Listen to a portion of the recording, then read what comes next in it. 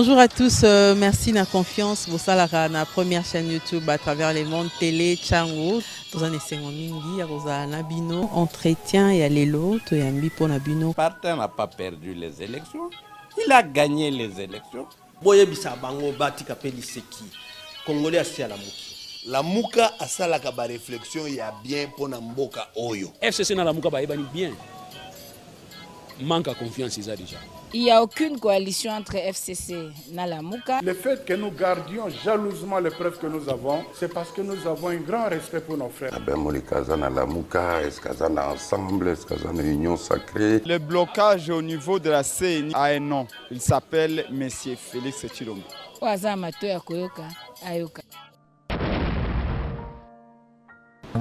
fait plus de 200 jours sans étudier. Dans la semaine, je peux dire que nous avions 2 jours à l'école et tout le reste de la semaine, nous sommes à la maison. Nous n'étudions pas. Nous n'étions pas à l'aise vraiment, il y a des grèves. On peut vouloir partir à l'école, mais comment nous allons arriver? Il y a des écoles qui sont fermées parce qu'il y a le massacre. Ces écoles sont devenues des toits pour les réfugiés. Il y a des routes qui sont fermées parce qu'il y a du massacre. Il y a nos professeurs qui sont tués. Il y a nos camarades tués. Si nous nous taisons, est-ce que ça va changer? Nous devons nous unir. Nous devons nous engager pour le changement de notre pays. Ils sont esclaves de leur politique, on est esclaves du pays. Il y a des choses qui se passent dans les pays, mais à cause de leur position, leur appartenance, ils sont incapables de les dire après. Ils sont incapables de prendre de bonnes positions. Je pense que c'est ce qu'il faut vraiment mettre de côté. Nous devons maintenant nous engager. Et le jour de notre exita, il y avait une bombe à l'école, en plein exita. À Bénou, oui, je suis de Bénou. C'est là que je passais mon adolescence. Je me suis juste déplacée parce que mes parents ont fait les moyens. Mais ceux qui sont restés là-bas n'ont pas le moyen de déplacer toute une famille venue ici. Ils sont restés là-bas, il n'y a pas la paix. Tu rencontres 2 personnes qui disent tu es venu de Bénou, oui. Est-ce que réellement on tue les gens? Je dis oui, on tue. On dit c'est sans des montages. Vous avez juste besoin de l'argent. Vous avez juste besoin de financement. Et pourtant, ce sont des choses réelles qui se passent. Congo, ce n'est pas ce pays-là qu'on le regarde comme par le regard. Congo, c'est ce pays-là qui a tout. Ce que tout le monde veut avoir. C'est-à-dire que nous avons tout ce que tous les autres veulent avoir. Est-ce que vous pouvez comprendre que il y a 7 ans, il y a 8 ans, 10 ans, moi trans d'âge, la mouki un certain beau matin, lobby que nous voulons la paix, rien que la paix. Parce que lorsque paix est athée, cela aura des répercussions sur le droit à l'éducation. Par autant athée. Alors, ce qui inspire encore davantage, comment cet âge-là,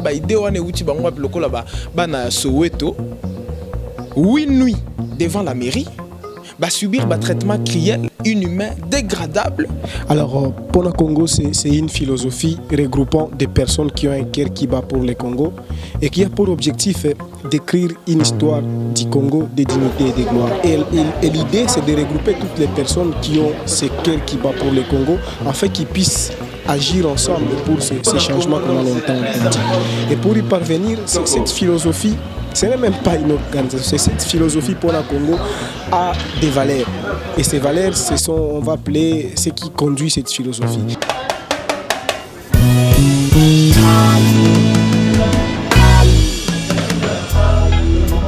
On a quelque chose qui nous unit, c'est ce pays. Le fait qu'on soit des différents horizons et qu'on se rencontre ici, c'est ça le dénominateur commun, c'est le Congo qui nous unit. Et il faudrait faire l'effort de toujours le maintenir.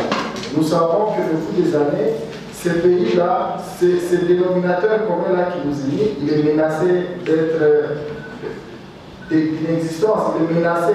Et c'est notre travail de savoir exactement ce qui se passe et de faire échec à ce projet-là de démantèlement.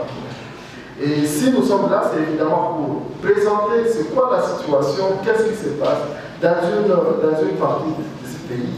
Qu'est-ce que les enfants essaient de faire pour mettre fin à ce drame sécuritaire et qu'est-ce que nous pouvons faire à partir d'ici, de Kinshasa, à des milliers de kilomètres d'eux, qu'est-ce que nous pouvons faire pour soutenir leur combat pour la sécurité, qui n'est pas qu'un combat pour leur propre sécurité, comme je l'ai dit, c'est un combat pour l'existence du Congo dans ce qu'il est aujourd'hui.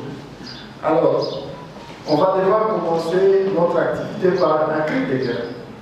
Un cri de guerre parce que nous devons avoir ça toujours à l'esprit, que nous sommes en guerre et que nous devons rester mobiles. Mais comme notre guerre, ce n'est pas une guerre contre quelqu'un, c'est une guerre pour nous, c'est une guerre pour le Congo. C'est ce que je disais chaque fois à ceux qui indexent les autres. Je dis, non, je crois qu'il faut nous aimer, il faut rappeler notre identité, et tant que nous la rappellerons, tant que nous l'assumerons, nous serons craints, nous serons respectés. Alors notre cri de guerre, c'est un cri de guerre pour le Congo et non contre quelqu'un. Et après les cris de guerre que nous allons lancer, il y aura une petite présentation de la situation sécuritaire de Béni notamment, des ADF plus ou moins, des drames sécuritaires, pas les ADF, notamment à Béni, à Léoumou et à Mambasa à Ituri, juste pendant 10 minutes. Après la présentation de la situation sécuritaire et de comment il faut aider les populations locales à trouver une solution, nous aurons la projection du documentaire sur les manifestations des élèves de Béni. C'est juste un documentaire de 40 minutes. Après ce documentaire, on va ouvrir les échanges pour essayer de prendre connaissance de la situation, poser des questions pour comprendre ce qui se passe et surtout imaginer des solutions, imaginer des actions que nous pouvons mener à notre niveau pour essayer de porter encore cette voix qui est portée par de plus jeunes d'entre nous et qui aspirent à la paix et qui se battent, qui prennent des risques pour que l'intégrité de notre territoire soit maintenue.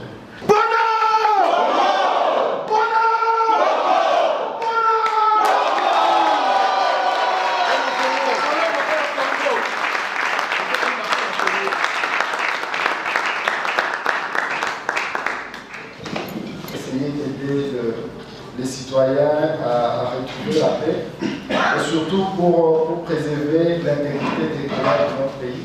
Parce que je pense que ce qui se fait, ce qui se joue, ce n'est pas qu'une guerre pour faire mal à ce peuple-là, c'est aussi une guerre contre le Congo. Et à la fin, je vais essayer de présenter brièvement, parce que le gros va le voir dans le documentaire, brièvement vraiment, c'est quoi ce que les élèves ont pu réaliser avec nous et qu'est-ce que ça a permis d'apporter. Alors, déjà pour la présentation, je m'appelle Stewart Mouindo, je suis militant de la lucha, je vis entre Goma et Béni. Je suis chercheur au Centre de recherche sur l'environnement, la démocratie et le droit de l'homme. Je suis basé à Goma et je collabore avec les CEPAS dans le cadre de cette campagne citoyenne nommée Ponakou. Et comme je l'ai dit, je suis entre Goma et Béni. Et chaque fois qu'on me demande de parler de Béni, je cite toujours des chiffres en fait pour vous montrer à quel point c'est compliqué. Et je vais faire de même encore une fois aujourd'hui. Et à chaque fois que je vais citer un nom, je vais inviter le nombre de personnes correspondantes dans la salle de se mettre debout pour qu'on essaie de voir ce qui se passe réellement. Et là, je vais juste revenir sur le nombre de personnes qui ont été tuées pendant la dernière semaine du mois de juillet. Comme aujourd'hui nous sommes le 1er août, juste cette dernière semaine. Et qui ont été tués seulement par les ADF. Parce qu'on sait tous qu'il y a plus de 100 de Alors, déjà le 24 juillet, il y a eu 2 personnes qui ont été tuées à Kabosongora. C'est à Boga, en territoire d'Irumu, en province de Ituri. Je vais demander aux 2 premières personnes de se mettre debout pour qu'on voit que ce ne sont pas que des chiffres, que ce sont des personnes qui ont été tuées. Le 25 juillet, il y a 9 personnes qui ont été tuées à Kaera et Kiaboé, c'est en territoire de Béni. 9 personnes, donc je vais demander aux 9 prochaines personnes de se mettre debout. On est à 1, 2, 3, s'il vous plaît, madame, 4, 5, 6. Le 25 juillet, il y a 12 personnes qui ont été tuées à Magapwa et Béni, c'est près de Mamové. 12 personnes prochaines vont se mettre debout. Il y a un, madame, deux. Il est déjà debout. 3, 4, 5, 6, 7, 8, 9, 10, 11, 12. Et les 31, c'était hier, car certains d'entre vous prenaient même la bière, il y a 7 personnes qui ont été tuées à Soupakara. Je vais demander aux 7 prochaines personnes de se mettre debout. 1, 2, 3, 4, 5, 6, 7. Ça fait 7 déjà. Au total, ça c'est juste, après, c'est pas pour dire que ceux qui sont debout auraient dû mourir, c'est juste pour montrer à quel point, en une semaine, le nombre de personnes qui peuvent mourir dans une région sans qu'on se rende compte. Cette activité, nous l'avons réalisée à Goma le 1er juillet et on a fait le même exercice.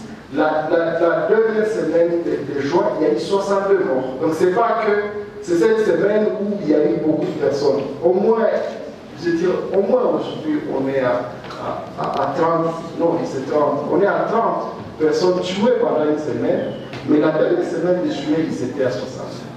Donc, et c'est des gens comme vous qui ont des projets, qui ont des ambitions, qui ont du talent, qui ont de l'espoir pour ce pays. Mais qui meurent, qui sont tués, et toute la République n'en parle pas.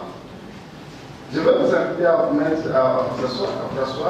Après l'IDH, le Bureau pour les Nations Unies aux droits de l'homme, a rendu public un rapport qui montre que les EDF ont tué 1311 personnes pendant une année, donc de janvier 2021 à janvier 2022. Et lorsque vous faites les calculs, c'est autour de 109 personnes qui sont tuées chaque mois. Et si vous divisez, vous voyez que c'est autour de 3-4 personnes qui sont tuées chaque jour. Et est-ce que ce n'est pas suffisant pour nous révolter et nous montrer que la situation est déjà assez grave? Et si les vies de nos compatriotes ne comptent pas, je peux vous donner aussi les bilans humains que ces violences entraînent. Juste un seul groupe armé, les EDF, et je vous ai dit qu'il y a 122, au moins 122 groupes armés qui sont actifs à l'est de Naïve. Comme si jamais le bilan humain ne semble pas nous intéresser, je vais parler du bilan matériel. J'ai participé à une étude sur l'impact de l'état de siège sur les activités de l'IDF et pendant une année d'état de siège, nous avons trouvé qu'il y a eu 64 véhicules qui ont été incendiés. Des véhicules avec marchandises, des biens et quelquefois des personnes incendiées, 64. Il y a eu 94 motos qui ont été incendiées, avec tous les biens et généralement avec les personnes dessus. Il y a eu 462 maisons qui ont été incendiées. Lorsqu'on dit maison, on dit avec tous les biens dedans et probablement avec les habitants dessus.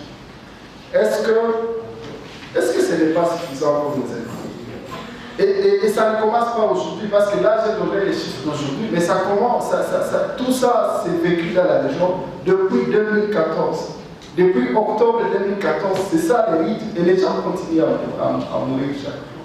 Et je suis sûr que si on se met, si on crée un forum WhatsApp et que dans une semaine, je reviens pour vous partager les chiffres, on sera toujours dans les mêmes proportions. On sera dans la trentaine, dans la quarantaine de personnes, 50, 60, 70 qui ont été tuées cette semaine. Et on va se retrouver encore. Après une année, et on sera en train de compter encore 1000, beaucoup de personnes qui sont en train de tuer. La question est évidente. Si je le dis, c'est évidemment, vous voyez que c'est grave, que la situation est très grave et qu'on ne peut pas la laisser perdurer. Mais la question c'est de dire comment on fait, comment nous on peut aider à partir d'ici, parce que c'est loin de nous en fait. Alors moi je pense qu'il y a 4 façons d'agir, d'essayer d'aider les populations locales à trouver la paix et surtout à préserver l'intégrité du pays. J'insiste sur ça parce que ne pensez pas que ceux qui tuent, ils le font juste pour le simple plaisir de tuer. Ils tuent pour qu'on ait peur et qu'on fouille, qu'on laisse cet espace-là. Et si les gens y restent, c'est parce qu'évidemment ils sont attachés à cet espace, parce qu'ils peuvent préserver le Congo. Les gens y restent, ils savent qu'ils vont être tués pour que personne ne vienne prendre. Et nous, de quel droit on doit les laisser, on ne doit pas les aider à faire face à cela. Et comment les aider? C'est évidemment ça le cas de proportion que je pense. Je crois que tous ces jours à Kinshasa, ceux qui décident ceux qui décident de tout c'est ici. Et moi je pense qu'il est possible de mener un véritable mouvement de mobilisation pour dénoncer et amener les responsables politiques et militaires à assumer pleinement leurs responsabilités. Il ne faut pas le boulot. Quand c'est pour l'argent qu'on veut envoyer, ceux qui bouffent, c'est ici que ça se fait. Les gens qui sont là en train d'aller au bar, alors qu'ils auraient dû être en train de commander, c'est ici que ça se fait. Je pense qu'il faut faire en sorte que ceux qui ne font pas leur travail et que c'est là en train de perdre la vie humaine, que c'est là en train que ceci se poursuive, il faut qu'on soit en mesure de les gérer, de se mobiliser pour qu'ils ne dorment pas tranquilles. Deuxièmement, il y a des gens qui sont affectés par cela. Derrière chaque personne morte, il y a un orphelin, il y a une maman restée sans mari, il y a un mari resté sa femme, il y a de la souffrance derrière, il y a des gens qui se déplacent. Je pense qu'il est possible qu'on essaie de solidariser avec ces personnes. Il y a des initiatives très faciles. Nous, par exemple, on connaît des orphelinats où avec 100 $, tu peux décider d'aller sur le boulevard et prendre la bière avec les potes, mais tu peux aussi décider de payer une année scolaire pour un enfant qui a perdu ses parents à cause de l'insécurité. Donc, il y a toujours moyen d'aider les populations comme ça, et c'est d'ailleurs ça, l'autoprise en charge que nous disons, c'est nos enfants, ils sont devenus orphelins du fait de notre responsabilité à assurer collectivement leur sécurité, on ne peut pas les laisser périr comme ça. Troisièmement, c'est entretenir la mémoire. Tous les combats qui sont menés contre nous, c'est des choses qu'on a déjà vécues, mais on est chaque fois en train d'oublier. On ne sait pas ce qui s'est passé en 95, en 96, en 97. Et c'est comme ça qu'on est condamné à répéter les mêmes choses. Mais ce qui se passe à Beni, qu'est-ce qu'on a fait? Pourquoi on ne ferait pas du 2 octobre une journée de souvenir pour Beni, pour que tout le monde sache qu'il y a quelque chose qui se passe? Pourquoi on ne construirait pas un mémorial pour Beni, pour que chaque fois on se rappelle qu'il y a des choses qui se font? On est tous ici en train de dire Rwanda. Je vous assure, vous allez à Kigali, vous entrez au mémorial du Rwanda, vous sortez en train de pleurer. Même si vous êtes contre le Rwanda, c'est exactement ça qu'ils ont réussi à faire. Construire la mémoire, essayer de travailler sur la mémoire. Et nous, pour le faire, les artistes, on a toute la possibilité, les responsables politiques, on a toute la possibilité de mener des actions, de construire des ronds-points, de commémorer plus ou moins tout ce qui se passe, afin qu'on n'oublie pas et qu'on continue à jeûner ce qui font ce mal. Et la dernière, et là je suis en train de finir parce que je vois qu'il insiste sur le temps et je crois qu'il a raison, c'est essayer de promouvoir les initiatives positives de nos groupes. Je crois que ceux qui nous attaquent, ils veulent nous voir terrasser. Alors qu'il y a de la résilience, il y a de la force, il y a du courage dont fait preuve la population locale.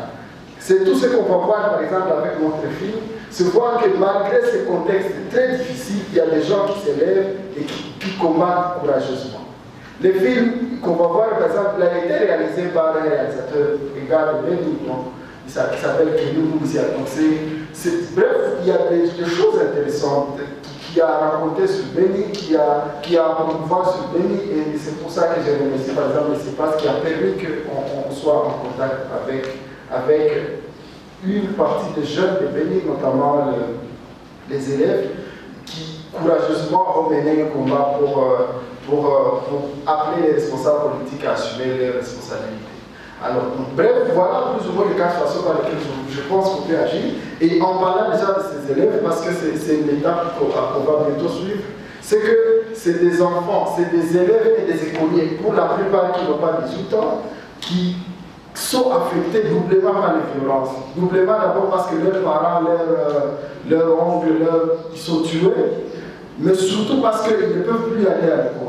Nous, si on se tient ici, c'est parce qu'on est allé à l'école, mais eux, là, ça les affecte encore doublement, et qu'ils ne sont pas restés assis résignés, qu'ils sont allés manifester pour demander une chose. Demander au président de la République que vous vous êtes engagé à venir vous installer ici. Pour finir cette guerre, venez le faire. Évidemment, quand ils sont allés, la première réaction c'était de dire qu'ils sont manipulés, c'est des gamins, blablabla. Ils sont restés, ils ont passé 8 jours et 8 nuits à la mairie En sitting à la mairie, ils ont été réprimés de toutes les forces, ils ont maintenu leur mobilisation jusqu'à ce que le président de la République est venu, il s'est excusé auprès d'eux et il s'est engagé à mener toutes les actions nécessaires pour ramener la paix. Après, on sait tout ce qui s'est passé, je suis en train de parler des milliers, des centaines de personnes qui ont été tuées après. Mais ce qui est intéressant dans ce qu'ils ont fait, c'est le fait qu'ils ont essayé de demander, ils se sont organisés, ils ont agi et ils sont arrivés à obtenir ce qu'ils veulent. Mais si des jeunes, des enfants, des bénis qui n'ont pas notre âge, notre force, notre niveau d'instruction ont pu obtenir ça, ont pu déplacer un président de la République de Kinshasa à Béni, imaginez ce que nous sommes en mesure de faire si tous nous engagons. Alors, si je parle trop, ça va être pour raconter des combats. Je vous laisse suivre le film, le suivre attentivement avec le cœur, et après on reviendra pour les échanges sur le fond du film, sur ce qu'on peut faire de plus, sur comment on peut mener un peu ce combat pour la survie de notre et pour l'intégrité de notre territoire. Donc, merci beaucoup pour... Je vais laisser donc à la technique nous projeter le film et après on reviendra pour les échanges. Nous sommes dans une situation de chaos où parfois il y a tout et parfois il n'y en a pas. L'éducation à Béni représente gratuitement la nullité. Il faut la jouer de cette façon. Nous avons du mal à évoluer au même rythme du programme national comme tous les autres enfants du pays. C'est depuis 2014 que Béni traverse une situation qui est précaire, d'insécurité exagérée, présence des troubles et instabilité éducationnelle. Parfois, il y a des guéris dans le centre de vie, ce qui fait en sorte que c'est impossible d'étudier quand on est endeuillé et qui nous ramène dans des congés inattendus où on est obligé d'abord de combattre avec ceux qui ont perdu et parfois même ce sont les élèves, ce qui affecte la psychologie et le mental de plusieurs élèves écoliers même. L'insécurité à question déstabilise plein de personnes et surtout les enfants. Personne ne peut ressentir la douleur d'un enfant qui était au lit avec ses parents et demain se réveille seul. Et surtout la douleur de l'enfant qui vient aujourd'hui à l'école, demain n'étudie pas. Alors que dans la République ailleurs, les autres sont en train d'étudier. On semble être noyés dans les désordres scolaires jusqu'à ce niveau. Chaque année, on a plus de stages au réfléchir. Ou soit si on est à l'école, avec beaucoup plus de traumatisme. Parce qu'il y a le problème climatique, le monde entier est mobilisé pour apporter les mêmes palliatifs. Mais tout le problème des Béni, c'est comme si ça ne concerne que les enfants du Béni. C'est suite à ça que les élèves de Béni ont eu organisé une marche en système pacifique.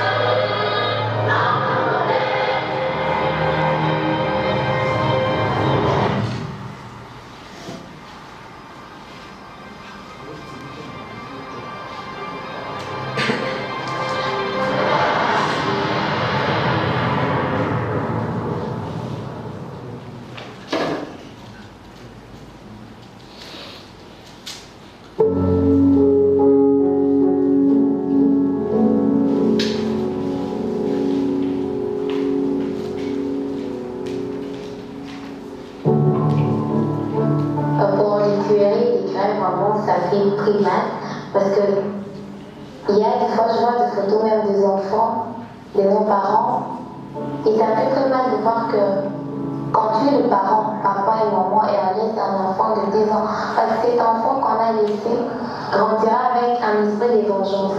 Je sais l'expérience d'être orpheline de père, mais sans père, c'est pas vraiment facile. Pour notre situation à la mairie, c'est juste un sacrifice. Si on a pris la décision d'aller là-bas, c'est parce qu'on n'est pas bien traité. Notre voix n'est pas toujours prise en compte. L'initiative discipline, ce n'était pas d'abord diviser les disciplines. Pour nous, c'était une démarche pacifique pour demander à ce que le soit attendu et que notre message soit expédié à la présidence. Les élèves de Béni ont pris le courage de s'adresser au chef de l'État. Dans une lettre, ils ont sollicité la présence du président d'Alpha demandé au chef de l'État d'arriver dans la région dans 72 heures. Dans ce temps, on venait de faire 19 jours de stade à cause des marches qui étaient occasionnées par les groupes de pression et qui nous affectaient nous les élèves. Mais c'est en 2 heures après, même pas de feedback, même pas de message à la réunion. C'est comme ça que c'était alors motivé parce qu'on avait déjà aussi prévenu les maires que cela arrivait. Pas seulement les maires, on avait fait des lettres transmises copies, mais personne d'entre eux n'avait pu répondre. C'est comme ça que nous nous sommes dit, nous nous sommes préparés, chacun a pris ses effets, ses histoires, ses livres, ses matelas, ses habits d'école, ses cahiers d'école, pourvu que nous puissions partir à la mairie. Parce que la mairie, c'est la représentativité de la présidence. On voulait seulement que l'autorité qui est à charge de la question puisse trouver solution, tout en laissant tout le monde dans son droit. C'est comme ça que nous avons procédé par cette sitting, en allant s'installer devant la mairie de Béni, en déposant aussi notre berger dans le même domaine de la ville pour que nous puissions trouver réponse. Étudier comment c'est quelque chose qui est primordial pour nous. Plus de 414 jours sont étudiés, c'est presque 2 ans. Donc si je suis actuellement en 6e, je serai en 4e si on essaie de rattraper ces jours.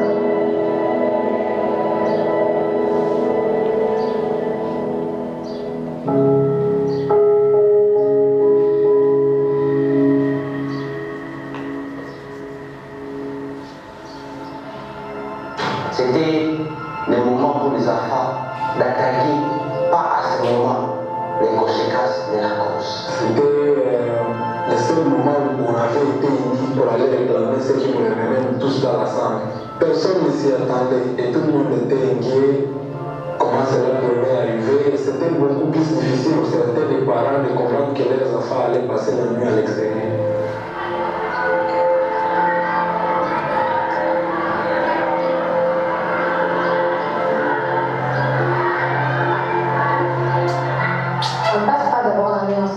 Filles et garçons. On est séparés. On passe la nuit par terre quelquefois, sur le cinéma, d'autres sur le bâche. Et surtout pour le bâche, on privilège les petits enfants. Et quand il plaît, on essaie un peu de mettre les petits enfants dans la pelote de la mairie et autres sur le balcon de la mairie. Mais les grandes personnes, c'est coach. Alors quand nous sommes arrivés, normalement, on devrait laisser les filles et les trop jeunes rentrer. Et rester entre nous, c'est de 16 et 17 ans, comme ce sont des âges quand même qui sont un peu reconnus par la loi, comme âge qui adhère maintenant pour aller dans l'âge adulte. Les filles ont aussi donné leur décision à un seul état comme coalition de filles parmi et refusaient de partir. Les parents aussi étaient d'accord. Et ils se sont motivés, ils ont été les premiers à donner leur coup de main. On avait déjà récolté dans la rue un bout de la nourriture, ce qui nous a permis de passer d'abord la première nuit jusqu'au matin. Tout le monde n'avait pas de nuit, mais tout le monde avait la motivation. Donc l'oreiller sur lequel était posé nos têtes, c'était la paix. Et que la première nuit, on n'avait pas vraiment lu. Quand cette nuit est arrivée, on s'était regroupé plusieurs garçons pour commencer à chanter les chansons d'espoir, les chansons de paix, l'hymne national, pour pouvoir se remémorer, pour pouvoir se donner le désir de continuer. Je me souviens que certaines autorités revenaient même la nuit pour venir voir ce qui s'est passé. Si vraiment on était là, on se demandait pourquoi on a laissé nos lits, mais notre raison est restée plus forte que tout ça.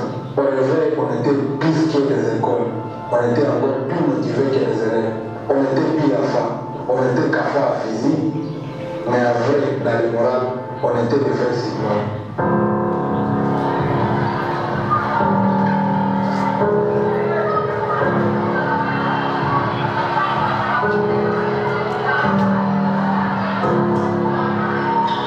Pour le deuxième jour, c'était aussi passer à comment on allait résister, même s'il nous faudra passer là-bas 10 ans.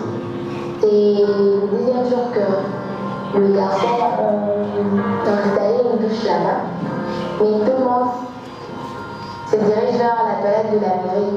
Nous-mêmes, on essaie un peu de voir comment s'organiser pour ne pas contracter de maladies. C'est comme ça qu'il fallait qu'on se réorganise. D'abord en mettant une équipe de sécurité. Parce qu'on savait qu'à retour, il y aurait des gens qui essaieraient de se filtrer. C'est comme ça qu'on avait institué une équipe qu'on appelait notre brigade, composée de garçons en général, des garçons qu'on voyait un peu plus grands que les autres, mais entre nous, composés de beaucoup de doyens d'école. Nous avons mis des banderoles à rouge-blanc, pour montrer que cette partie était occupée. Et qu'il y avait à chaque coin du cadre, il y avait un garçon, une personne de la brigade qui devait garder pour donner les informations. C'était aussi une occasion de mettre en pratique ce qu'on étudiait à l'école. C'est de la nutrition, ceux qui savaient préparer, ceux qui font, par exemple, la commerciale, les autres devaient gérer notre caisse personnelle, mais même pour les équipes qui devaient encadrer les plus jeunes et des enseignants, entre nous, les élèves, et même des pasteurs, parce qu'on devait tout prendre à charge, c'était chez nous. Et c'était notre milieu de Siki jusqu'à Nouvelle-Orléans. Il n'y avait pas de dirigeants supérieurs parce qu'il y avait l'équipe de la communication, il y avait de tels jeunes enfants, il y avait des autres qui faisaient de la danse quand il fallait qu'on fasse de la récréation, les autres qui allaient servir, puis on a commencé par là un pays, des peines, des congrégations, des motivations, chacun à sa place. J'étais chargé de les apprendre à diverses disciplines comme en la langue anglaise et quelquefois on pouvait intervenir en civisme. Et il fallait qu'on organise des scènes qui cadraient réellement avec ce que les enfants étaient venus chercher à la mairie. Quand vous venez d'apprendre à l'enfant comment il doit réclamer pleinement son droit, on devrait le faire par des pièces théâtrales. La prison, ce n'était pas facile, c'était très difficile. Même pour faire ces petits besoins, on les faisait dans les conditions où on se mettait devant les infections. J'imagine qu'on avait passé la nuit à l'extérieur, avec les lits dormis à l'extérieur. Et que la nuit, c'était une des mauvaises nuits qu'on avait déjà passées. Et qui est conscient, tous ceux qui avaient reçu nos lettres, tous ceux qui savaient qu'on était allés manifester pacifiquement, même la MONUSCO, ils étaient là, ils sont venus nous regarder. Mais ils nous ont laissé passer la nuit dans ces conditions. Et en retour, il fallait avoir que demain le matin, quand nous on était déjà à la prison, qu'il reste des enfants qui étaient à la mairie. Ceux qui étaient restés sur place, les très tôt matin, 3 heures du matin, les militaires bien armés sont venus. Pas pour venir faire la guerre contre les rebelles, mais pour venir chasser les petits enfants. Ils sont venus d'abord par l'intimidation, à moins que déjà à la prison, mais que ces gens ont passé jusqu'à eux pour détruire les Carandiers, avec les coups de barre qui se faisaient passer par les hauts, avec les coups de fouet où on fouettait les enfants ça par eux, de trop petits enfants qu'on jetait dans l'air et par terre. On a réussi à chasser tout le monde par la violence, on n'a pas réussi. On n'a même pas jeté les coups de pied. On est parti pacifiquement comme on est venu pacifiquement. On ne sait pas qui avait donné la décision, mais on sait que les autorités étaient conscientes qu'on avait tout eu. On avait réussi ces violences sans pour autant les maintenir. Et que tout ce qu'on avait vu, nos cahiers d'école avaient été brûlés. Les téléphones, les tableaux, tout était confisqué.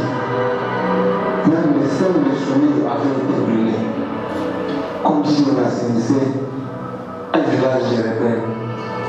Et nous sommes allés avec nos plaisirs. Nous sommes partis dans les hôpitaux et ainsi de suite, dispersés. Et l'hôpital de l'État qui veut nous accueillir, État que ses enfants, pour être responsables de ce qui nous était arrivé dans la concession même, qui est la représentation de la présidence dans les milieux, nous ont laissés dans les hôpitaux comme des gens qui étaient inconnus. On a été gardés sur les lits comme des personnes qui n'avaient pas de famille. On n'a pas été soignés, comme ils disent. On a seulement été mis là-bas. Si on était cassé, on faisait juste mettre des vis et des bandages sans les médicaments.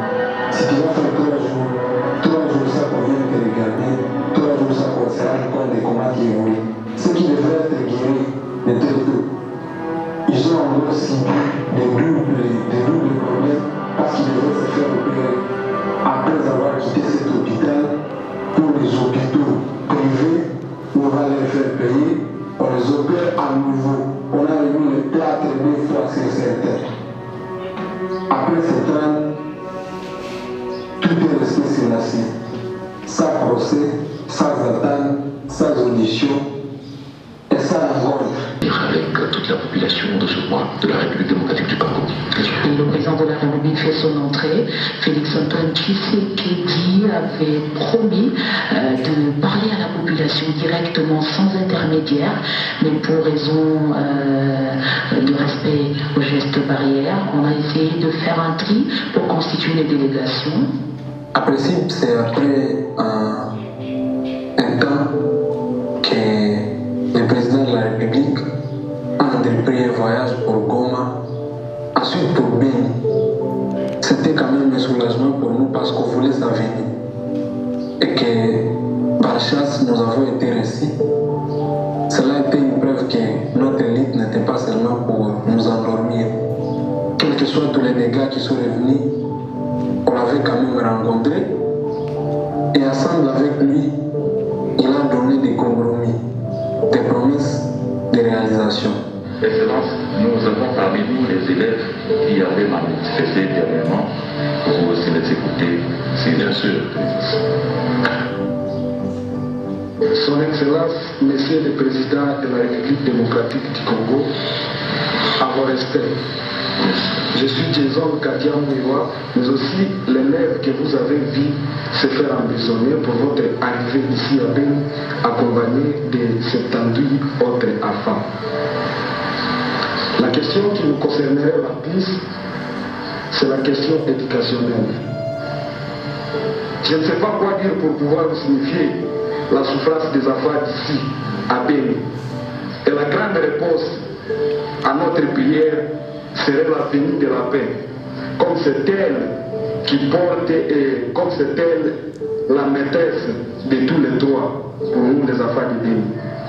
En particulier, on vous prierait de bien pouvoir prendre la charge, prendre la priorité, la situation de Beni avant toute autre situation, vu son état de fait et vu les souffrances qui se vivent dans cette région du jour au jour.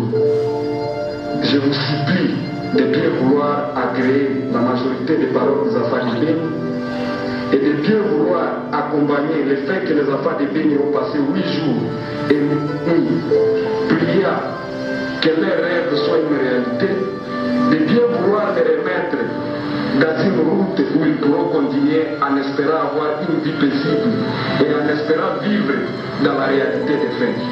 Monsieur le Président, à vos honneurs, je vous remercie pour nous avoir entendus. Ce jeune homme m'a vraiment saisi émotionnellement. Et je peux te promettre, mon fils, que je ne vous abandonnerai jamais. Tu as failli vraiment me faire pleurer tout à l'heure parce que je n'ai jamais entendu cette version-là. Après lui avoir expliqué tout ce qui s'était passé et ce qui était l'objet de notre demande de sa venue, il a lui-même connu qu'il était prêt à répondre à tous ses besoins dans l'ensemble et qu'il allait prendre en charge les personnes victimes, les personnes qui avaient été blessées dans cette situation et qu'il contribuerait à une restitution commune des biens qui avaient été emportés par les agents de l'ordre. Et nous n'avons pas le droit de vous regarder comme ça sans rien faire. Donc dites à vos camarades, le président a entendu vos pleurs. Et je sais que la principale de vos revendications, c'est la sécurité. L'autre, c'est les conditions, vous l'avez dit, d'études Et malheureusement, il y en a parmi vos camarades qui ont perdu leurs parents, je le sais. L'autre problème que tu poses, c'est aussi celui de la qualité de l'enseignement des hommes. Tu as dit, vous avez perdu des mois et des mois. C'est vrai. Cela, ça s'est peut-être ressenti sur votre qualité. Ça, je vais réfléchir, nous allons réfléchir avec les spécialistes pour voir comment, dans les zones de conflit, dans les zones où la violence a empêché nos enfants d'aller à l'école, comment est-ce qu'on peut avoir des programmes spéciaux de rattrapage ou de remise à niveau pour leur permettre de ne pas avoir du retard sur les autres enfants de la République. Parce que ça nous a coûté cher de bien vouloir veiller à ce que cette paix arrive. À tel point que certains parmi nous ont subi des blessures graves qui étaient poussés par peut-être les militaires de l'État. Il y a la sœur là-bas qui n'a pris le bras droit, qui n'a pris la possibilité peut-être d'écrire. Mais nous vous prierons à chaque fois que vous allez travailler sur cette question de sécurité, de bien vouloir ne pas laisser son bras se faire casser pour rien, de bien vouloir ne pas laisser nos 8 jours et nos 8 nuits ne pas se faire passer pour rien, de bien vouloir faire en sorte que les foyers que nous avons reçus, que la prison que nous avons subie, que l'injustice qui a été commise avec nous ne soit pas seulement là pour déplaire la population, mais que ça soit aussi votre motivation pourvu que la paix revienne chez nous. C'est le besoin primordial, la paix. Je vais vraiment vous demander, au nom de ceux qui vous ont fait autant de mal, je vous demande pardon. Merci. Vraiment pardon du fond du cœur. Je ne sais pas si je n'étais même pas au courant de toute cette violence exercée sur des enfants, mais je crois qu'il faut ouvrir une enquête et sanctionner ceux qui ont porté la main sur les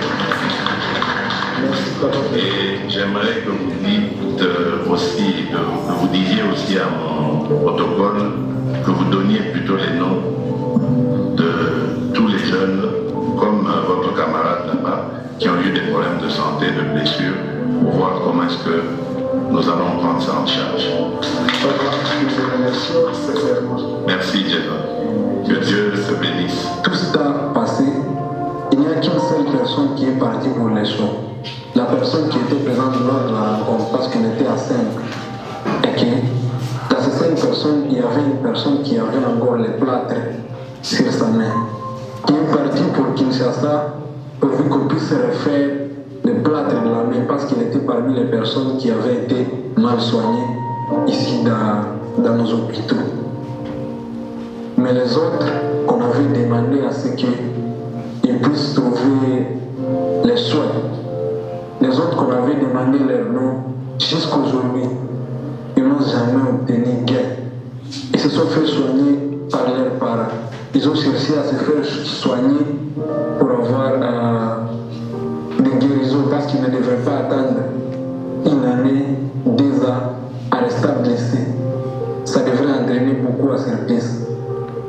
Mais que cela soit ici, sans procès, sans qu'on puisse faire la poursuite juridique de tout ce qui était impliqué dans cette tracasserie, dans cette violence exercée sur les élèves. Et que même après les promesses du président de la République, jusqu'aujourd'hui, une année après, rien n'est fait sur le terrain. Parce qu'après que le président de la République lui-même indique quelque chose et qu'il n'y a pas de solution, on ne sait pas qu'est-ce qu'il faut à plus prouver que l'on puisse trouver alors des réponses à ce que nous réclamons.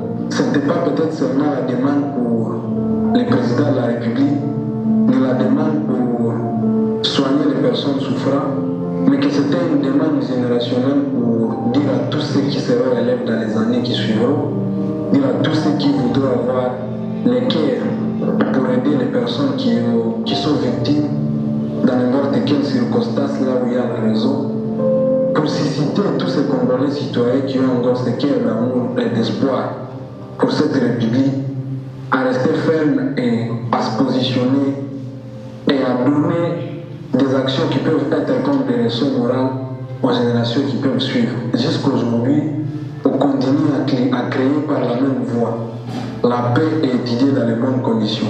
On sait tous qu'après ce qui s'est passé, l'état de siège est venu comme la réponse à notre lit, peut-être ou sûrement. Mais qu'après tout ça, vous savez ce qui se passe encore dans les miniers. Des problèmes dans les champs, il y a des routes où c'est fréquentable. Les enfants ne peuvent même pas quitter les distances de leur maison jusqu'au niveau des écoles. On ne les dit pas peut-être pour un terme de sabotage à ce qui est fait ou ce qui est en train d'être fait. Mais on ne peut pas se taire aussi parce que c'est la vérité. C'est référent surtout de la citation du président Mandela. L'éducation demeure l'arme la plus puissante pour changer le monde, mais tel n'est pas le cas vécu à Béni. Parce que les conséquences, on peut voir aujourd'hui dans la ville, il y a des gens qui ont été à l'école, mais qui ne sont même pas à mesure de subvenir à leurs besoins primaires. Vous voyez quelqu'un qui a été à l'école, étudiant, surtout durant les périodes de massacre, et à ce moment, le massacre continue, on n'est pas à mesure de représenter réellement ce qu'on est parti étudier à l'école. Et donc, s'il faut qu'on voit certaines gens capables de réaliser quelque chose, c'est juste une minorité. Qui est une commission où on va s'attendre entre nous et les dirigeants pour leur dire ce qui va et ce qui ne va pas. Tunapenda tusome sagisi watoto kibarua na somo. Jua sisi tunapenda gisi vile ndio tusome. Gisi watoto wa ministre basomaka. Ndio gisi tunapenda sisi tusome basi kwa kukata masomo. Tuone amani Kongo. Masaka ishi. Nata mwambie wache kutega mabomu.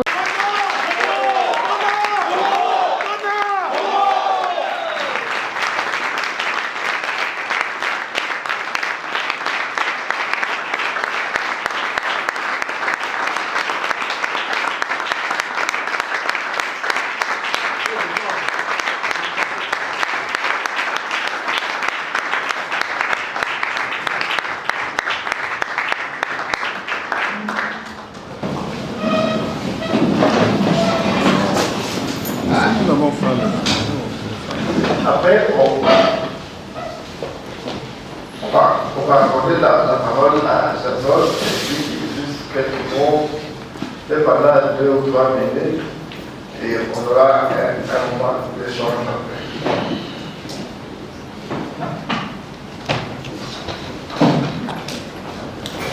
Bonjour encore une fois. Bonjour. Je suis Riziki Marty, l'une des élèves qui ont lutté pour que la paix revienne chez nous à l'aise. Premièrement, je vais d'abord remercier Sipas pour ce qu'il a fait. Sipas nous a permis d'être là aujourd'hui et il a organisé cette séance. Vraiment, merci beaucoup d'avoir mobilisé toutes ces personnes et de nous avoir aidés jusque-là, de nous avoir soutenus dans tout ce que nous faisons. Merci. Quand je grandissais, depuis que je suis toute petite, on ne faisait que nous parler des rébellions qui s'est passées, mais nous n'avions pas vécu ces rébellions. C'est maintenant, depuis 9 ans, qu'à Béni, nous traversons des situations précaires, qui est le massacre. Le jour que je me suis engagée dans la lutte, c'était le jour de mon anniversaire, lorsque ça a commencé, le 15 octobre. J'étais dans un bon climat lorsque nous avons commencé à prendre de coups de balles par-ci, par-là. Et ça continue jusqu'aujourd'hui. Nous voyons des enfants, nos camarades mourir. Nous perdons nos proches, nos amis. Et nous ne sommes pas capables de vivre dans la communauté à l'aise. Nous ne sommes pas dans la sécurité comme nous devons l'être. Nous sommes en insécurité partout où nous passons. Dans les écoles, dans les églises, on a peur de tout et chacun. Nous ne savons pas qui est vraiment l'ennemi dans notre vie. Et si nous ne nous engageons pas, nous, enfants, nous jeunes, que sera l'avenir du Congo, de Béni? Le grand a essayé, nos parents, nos grands frères, ils ont marché, ça n'a pas marché vraiment. Maintenant, nous avons pris la décision de faire ces sit-ins parce que c'est à nous maintenant de chercher des changements dans notre pays. C'est à nous d'arranger là où ça ne va pas. Nous avons pris cette décision parce que nous traversons, nous vivons ces massacres. On a fait plus de 200 jours sans étudier. Dans la semaine, je peux dire que nous avions 2 jours à l'école et tout le reste de la semaine, nous sommes à la maison. Nous n'étudions pas. Nous n'étions pas à l'aise vraiment, il y a des grèves. On peut vouloir partir à l'école, mais comment nous allons arriver? Il y a des écoles qui sont fermées parce qu'il y a le massacre. Ces écoles sont devenues des toits pour les réfugiés. Il y a des routes qui sont fermées parce qu'il y a des massacres. Il y a nos professeurs qui sont tués. Il y a nos camarades tués.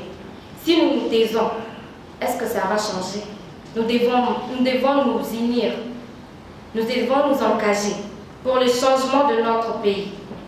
Et cet engagement doit être positif pour qu'il y ait ces changements. Nous ne devons pas nous engager dans le négatif, mais plutôt dans le positif, pour que le Congo soit ces Congos prospères, ces Congos des rêves, où nous serons libres de faire tout ce que nous voulons. Un Congo où, je ne sais pas, tout le monde voudra venir voir qui vit au Congo. Qu'est-ce que nous faisons au Congo? Mais si nous continuons à être séparés, si nous ne travaillons pas dans l'union, si nous ne nous engageons pas pour le changement, rien ne va.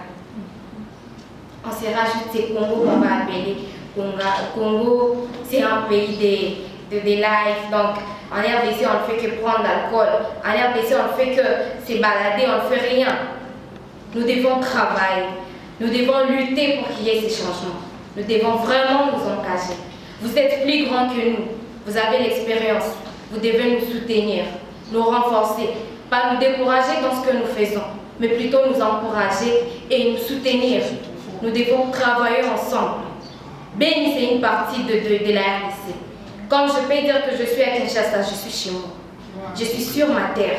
Je ne suis pas cette fille de Beni, cette fille qui est Moussoaï. Non, je suis de Kinshasa. Je suis de Beni. Les encouragements d'abord, mais je pense qu'à chaque fois que je commence à parler après les encouragements, j'ai l'impression qu'on va me voir moi, mais qu'on ne va pas écouter ce que je vais dire. Je pense que cette fois, vous allez me prouver le contraire. Je vous remercie d'abord sincèrement d'être là pour nous, parce que c'est peu de personnes qui peuvent se déplacer pour les petits enfants. Bon, ça montre déjà que vous êtes citoyen, vous avez ces sentiments de citoyen à vous. Et je pense que c'est ce qui est plus important pour ce pays, parce que ce que nous faisons, c'est ce qui est plus important que ce que nous disons. Et je crois que ce qui est important n'est même pas ce moment, ce film. C'est plutôt ce que vous avez dans le cœur, ce que vous allez porter aux autres. Je suis de ceux qui croient que les actions sont vraiment importantes lorsqu'elles continuent à s'enchaîner. Ce que nous avons fait, nous l'avons fait pour réguler quelque chose. Il y a encore beaucoup d'autres problèmes dans le pays. Et vous êtes capables, vous êtes ceux qui peuvent les changer. D'ailleurs, je peux dire que certains d'entre vous ont l'avantage. Vous êtes grands, vous avez de l'expérience, vous avez le contact, vous vivez là où les décideurs vivent. Vous avez cette possibilité de changer les choses. Mais il vous faut une chose, il vous faut l'engagement. Pas l'engagement par les mots, mais l'engagement par les faits. Je pense que c'est ce qui est important. Parce que ce qui vient d'être se passer dans les pays, ce qui se passe à l'Est, c'est vraiment horrible. Et là où nous allons, il y a vraiment une vraie division. La division des cultures. Aujourd'hui, on se voit par des pays. On ne se voit plus animé. On sait que tel et tel parle et que c'est déjà problématique. Ça donne la division, ça laisse que les gens ne se voient pas. On est divisé aussi par, même les quatre peuples cardinaux, on s'est dit, lui il est de l'Est, moi je suis de l'Ouest. C'est comme si on vivait à 1000 mètres de ce qui se passe. Pourtant, quand le pays est un, ça veut dire que nous sommes dans un seul milieu.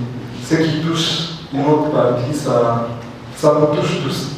Nous sommes aussi divisés par la politique. Le fait d'être dans un parti politique, ça laisse qu'on ne peut plus comprendre les gens. Je sais qu'il y a ceux qu'il faut quitter ici. Et tout ce qu'ils auront comme message, c'est que les petits, ils ont humilié le président de la République. Je pense qu'il y en aura ceux qui vont le prendre. Parce que pour eux, c'est ça la compréhension. Ils sont esclaves de leur politique, on est d'être esclaves du pays. Il y a des choses qui se passent dans les pays, mais à cause de leur position, leur appartenance, ils sont incapables de le dire avec. ils sont incapables de prendre de bonnes positions. Je pense que c'est ce qu'il faut vraiment mettre de côté. Nous devons maintenant nous engager, pas nous engager par les mots, mais les faire personnellement, individuellement, et pousser des actions. Je suis de ceux qui croient que si chacun de nous fait sa part, on pourra peut-être faire quelque chose. Et je pense, c'est vrai, vous avez tous des potentialités. Vous avez de l'argent, vous avez des diplômes, vous avez des téléphones, vous avez tout ce qui peut aider les gens. Mais ce qui est important, c'est de les unir, qu'on puisse faire quelque chose de bien. C'est vrai, on ne peut pas aider tout le monde. Mais je sais que chacun peut aider quelqu'un. Et si il est fait avec lui-même, avec sa volonté, sans être poussé, je pense que ça peut aider ce pays. Et si on se comprend dans cette vision, je pense qu'il n'y aura plus besoin de parler de la paix comme on va rechercher, ou de parler des problèmes comme trouver une solution, mais ça sera un moment de paix et nous serons peut-être ceux qui vont inspirer d'autres pays, d'autres générations.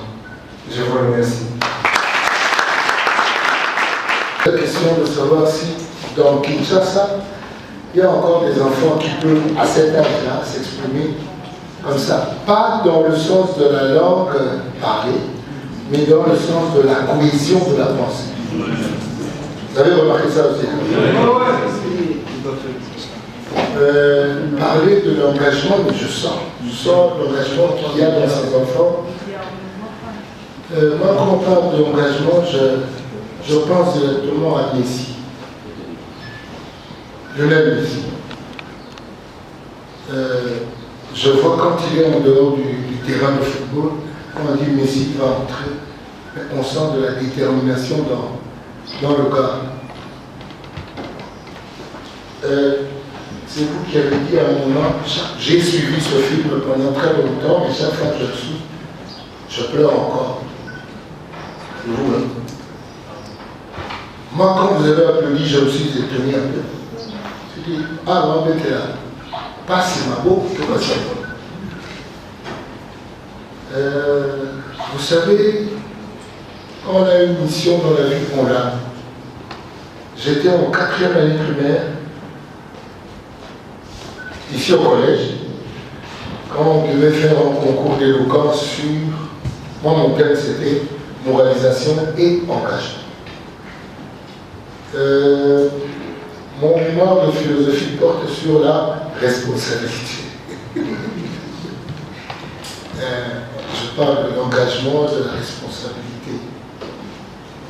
Mais laissez-moi vous dire que quand je pense engagement, je pense tout ce combat que l'homme doit faire contre soi-même.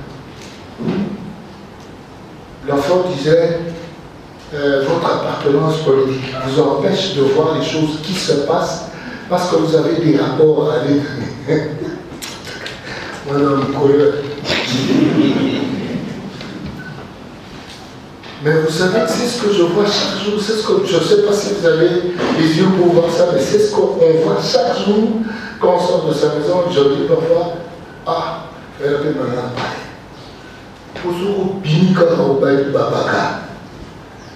Et chacun a son combat là selon il a de l'éveil en lui. Et moi finalement je dis, voilà où il ça, l'autre, on commence par se boulisser soi-même. Le vrai combat, je crois, et c'est celui qu'on mène contre son fils. C'est malade de l'homme ça, yo, Moïse Moumagati. Tout le monde ça,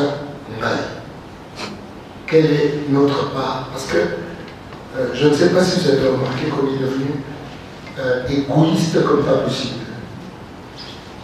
Quand je parle de ce que je vois, quand je sors de chez moi, c'est-à-dire qu'au commune nous limiter, moi tout cas où il y a la salle c'est ma vie.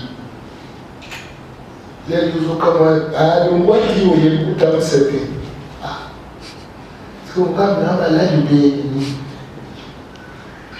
Nous devons nous engager à nous changer nous-mêmes d'abord. Je crois que le vrai engagement doit partir d'un combat contre soi. Souvent, je me rappelle, la besace. Texte de mon thérapie dans un collège. On a même qui était la classe. mes chansons, je les écris. Parfois, c'est parce qu'on a étudié des textes et j'en ai gardé quelque chose. Dans ce texte, on disait que l'homme a 2 sacs de vent pour les fautes des autres et un sac derrière pour ses propres fautes. C'est-à-dire quand l'autre commet une erreur, c'est dans ce sac d'avant, il est en train de le voir à tout moment. Mais quand c'est lui qui pêche, il est derrière pour ne pas voir. Et c'est vrai. Le Congo, ce n'est pas ce pays-là qu'on ne regarde comme par le Rwanda. Le Congo, c'est ce pays-là qui a tout, ce que tout le monde veut avoir. C'est-à-dire que nous avons tout ce que tous les autres veulent avoir. Nous avons beaucoup, mais ça nous manque. Peut-être un peu la binoté. Mais comme les enfants, moi, et tout, on est assis sur du trésor, qui vit dans la misère, qui veut piquer ton or, ton bouille dans les guerres,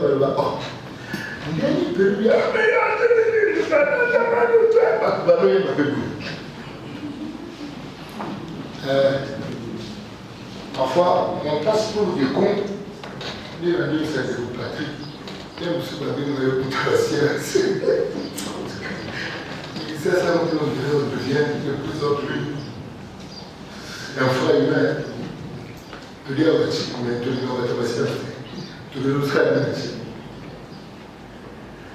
voilà les combats qu'il faut mener contre soi-même. C'est-à-dire ne pas ressembler aux autres parce qu'il faut faire partie de la société. Soyez vous-même, que chacun soit. Yémo.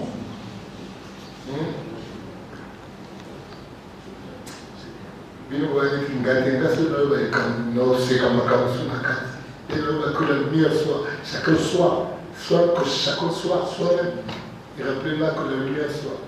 Oui, mais que la lumière soit, il va être que moi, il va me sauver.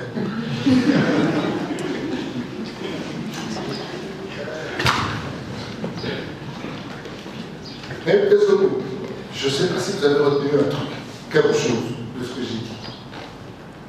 L'engagement doit être quelque chose de renouvelé chaque jour. Chaque jour, on peut l'annoncer à chaque instant. Parce que si on ne le fait pas, si on commence avec Rwanda et qu'on a le MISCO, c'est que on nous a signé. C'est très sérieux. Le Congo, de toutes les façons, on n'a pas besoin de tout symboliser de Congolais. On a besoin de quelques gens seulement, parce que très, vous allez tout le monde. Mon pas,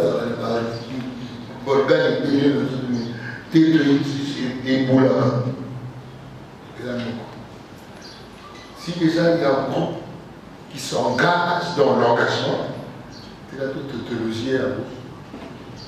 S'engager pour l'engagement, s'engager dans l'engagement, je crois que ne vous en faites pas. Guerre les a pété. Si les Américains, l'Union européenne va jouer à carte par le Congo, parce que tout ce qui fait le progrès, les autres, moi je n'ai pas constaté. Mais ça c'est-à-dire, vous imaginez que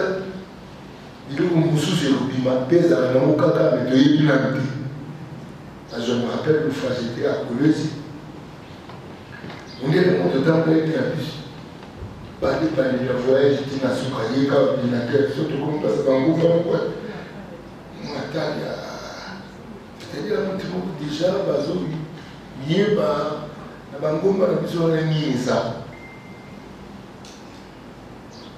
si nous ne commencions pas maintenant, ici et maintenant, les M. Manuel Vakar,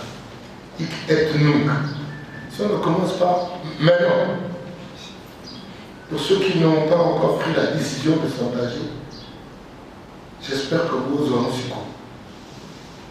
Nous devons nous engager, chacun n'a la possibilité, n'a la moyenne pour la défendre dans nos goûts. Et ça tellement riche, et puis ce doit tellement mon côté dans le cerveau. Le problème de la mon côté à nous arrêter. Mon côté à cerveau, pour bateau, il va à 1 million. Parce qu'on continue, il va à 1 million. Pourquoi? Parce que mon côté à nous est estomaqué. Et là, la catégorie. S'engager à se battre contre ce mon quartier qui ronge l'humanité que nous devions vivre ensemble. Humanité. Et le Congo, moi je crois, là, pas ma terre, les abos. En fait, Dieu nous a abrutis à terre, j'en ai parlé avec mon frère là. Il nous a abrutis à terre, celle qui va envoyer mon tonaï Yaye. Celui qui sera humble. C'est-à-dire, ne vois pas ton métier, le quoi ça. C'est la Bible déjà 1, 2, 3, 4, c'était ça, avec action de grâce. Parce qu'on ne travaille pas pour le bateau caca. Ni on travaille pour le patron, les patrons qui est l'éternel. C'est-à-dire on s'attend à quelqu'un qui vient booster comme le ministère, lui il vient et pose la question à la secrétaire générale. Ah, va demander.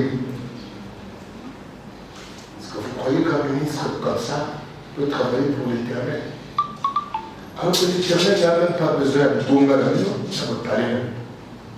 Nous voulons les changements pour ces pays, on doit tous s'engager. Ces élèves nous ont donné un exemple à suivre, comme M. Crespin vient de le dire.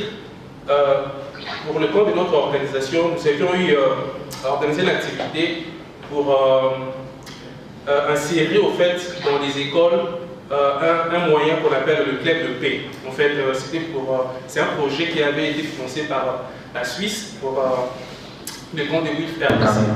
Alors, avec les élèves, nous avions eu organisé des activités un peu de sketch, comme vous avez vu. Les élèves se sont imprégnés des documents que nous avions apportés. Et lorsque je vois ces élèves en train d'intervenir, je me dis, eux, ils n'ont pas eu à apprendre, mais ils ont vécu la réalité et se sont mis à travailler pour la paix. Mais je me pose une question. Comment ça va se passer pour la suite? Ça, ce n'est qu'une représentativité, une représentation des élèves. Qu'en est-il de ceux qui sont restés là-bas? Et s'il s'avérait, par exemple, qu'on menait des poursuites pour ces élèves qui sont restés, comment ça se passera pour la suite? Et ma préoccupation d'ailleurs par rapport à l'un des représentants, c'était de savoir est-ce qu'ils ont la suite des autres camarades? Est-ce qu'ils ont la suite de comment les activités vont se poursuivre? Maintenant, pour moi, je pense que ce que ces élèves ont fait nous donne un exemple à suivre. Si on s'y bat nous aussi à mener des actions, ça permettrait à ce que l'État puisse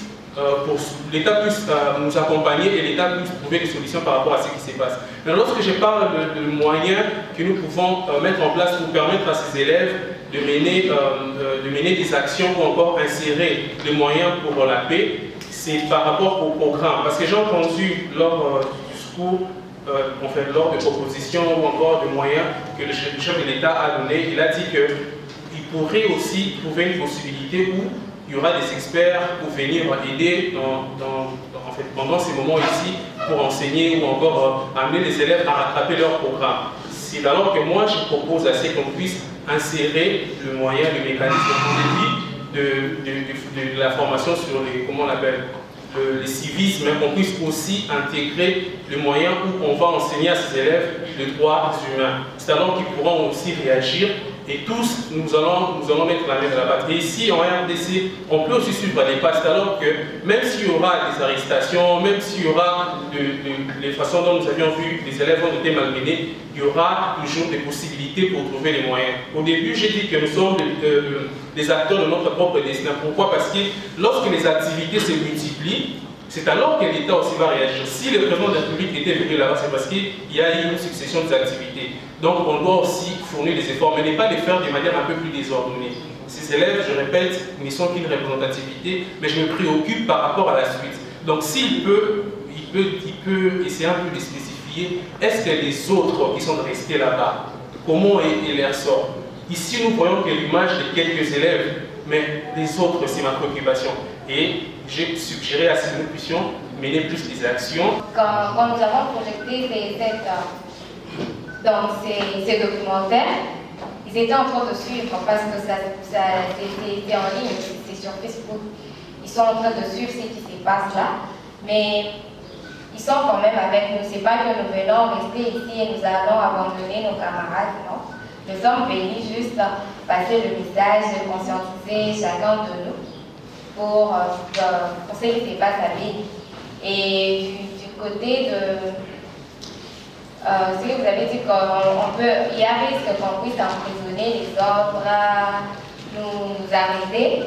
Bon, ça, je ne sais pas je ne pense pas que ça pourra arriver, que ça va nous faire peur, bien nous allons arrêter. Donc, même si on venait pour nous emprisonner, nous incarcérer, ça ne va pas nous arrêter. Nous allons continuer dans notre vie. Vraiment, pour nous, ça, ce n'est pas un problème. Si pour qu'il y ait des changements, il faut que nous puissions souffrir, ce n'est pas vraiment un problème. Nous allons souffrir pour ça. Je vais faire ce que je fais d'habitude. C'est-à-dire que je m'instruis et j'écris des textes. J'encadre les jeunes gens qui sont patients, qui veulent suivre ma voie. Ma voie est si là. La musique et pas une affaire où se peut faire. C'est difficile qu'aujourd'hui, moi, dans le Congo, par exemple, je vais vivre la guerre, tout. Mais bon, pour Kanimara, il y a quelques jeunes gens qui suivent. J'ai vu que c'était le bureau de Patrick. C'était que les gens qui vont de l'avant, ce sont ces gens-là qui sans cesse souffrant. C'est que le bon exemple, la petite baguette, on va faire un monde magique dans le Sida. La Michael, le Sida, la terre, il y a Michael, la féminité. Non, on peut être élève de gens bas et de loin. Voilà.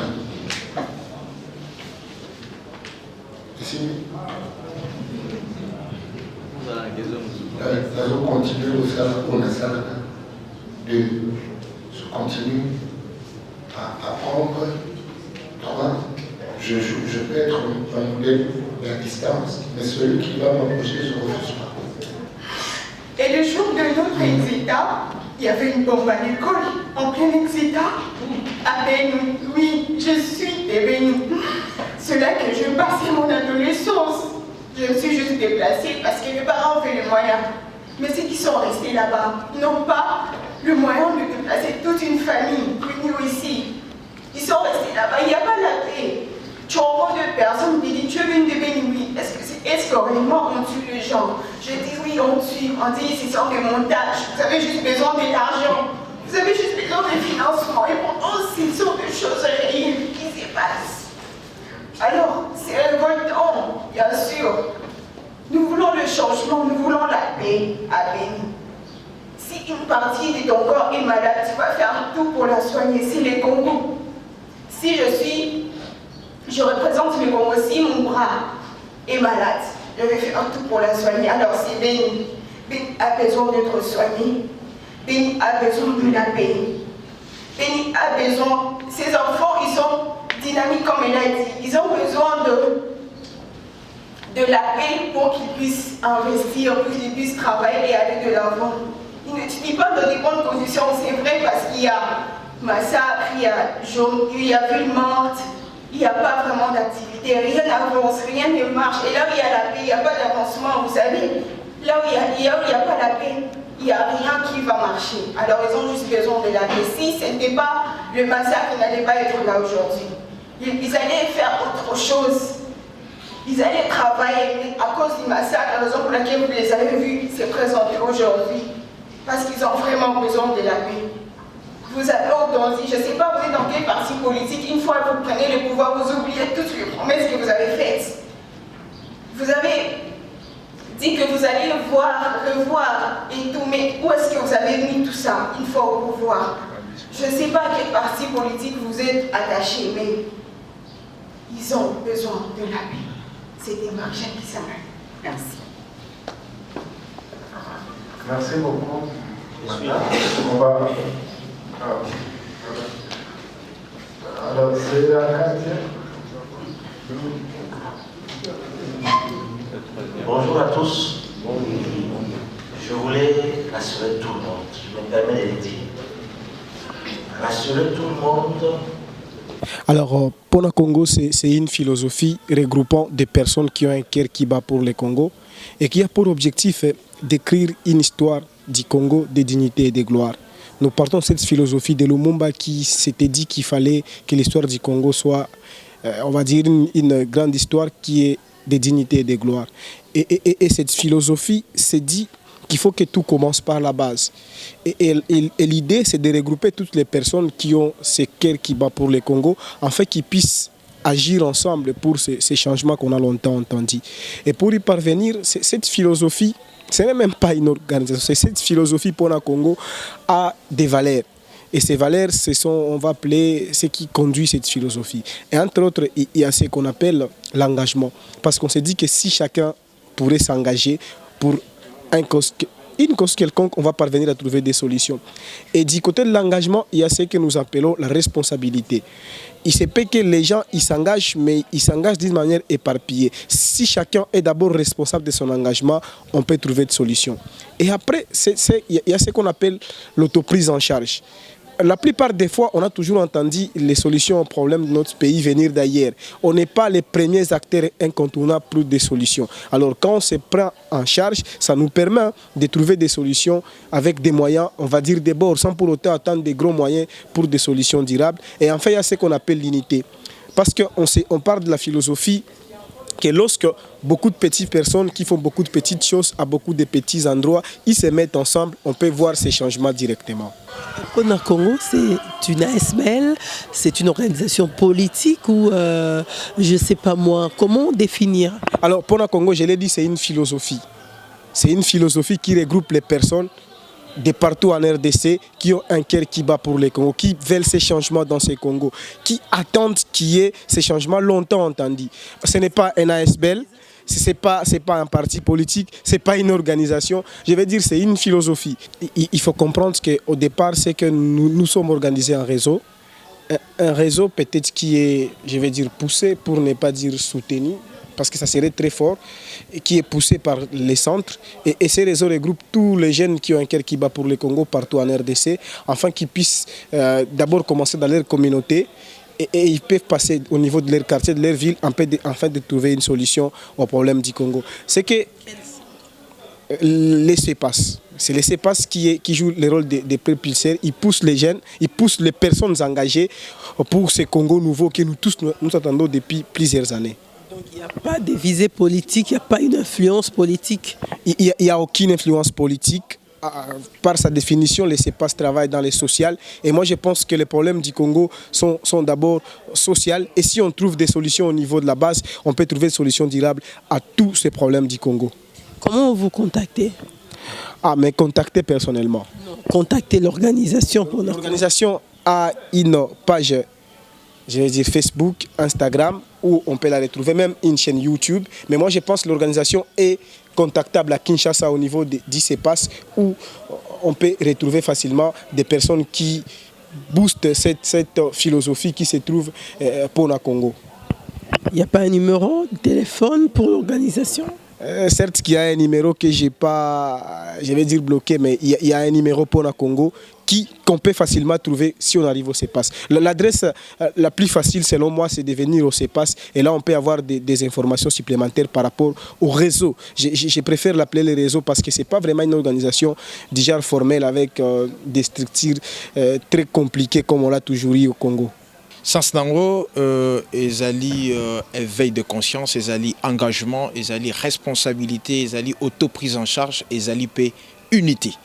En quelque sorte pour le Congo, ndenge bouti koloba, ezali réseau, ezali philosophie, ezali vision moko ya ba jeunes congolais oyo ba se sentir qu'il y a quelque chose oyo ezo marcheté na kati ya mboka na biso et que nous sommes responsables seuls tozali ba moteur, tozali biso moko ba acteur ya ko trouver ba solution ko uta na France te, et ko uta na Russie te, et ko uta na Ukraine te, et que uta na biso moko, et que nous devons commencer quelque part wana ezali ba venu na biso, ezali na no biso moko o tozali ko benga conversion.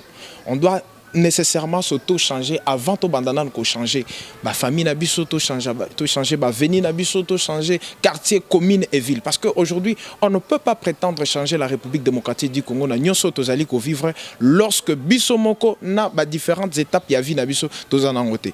Tout ce que nous sommes en train de décrier les lots comme absence à démocratie, état de droit, mauvaise gouvernance, ezali ba biloko auto vivre na kati ya famille na biso, intolérance ezali, mauvaise gouvernance ezali, élection chef de classe jusqu'aux écoles, ça n'existe pas. Et voilà pourquoi nous voulons un peu comme même la population congolaise comprendre que nous sommes seuls capables de histoire et que ça que mokili mobimba est respecté biso à travers le monde. Pourquoi associer ces élèves qui avaient manifesté dernièrement à Béni?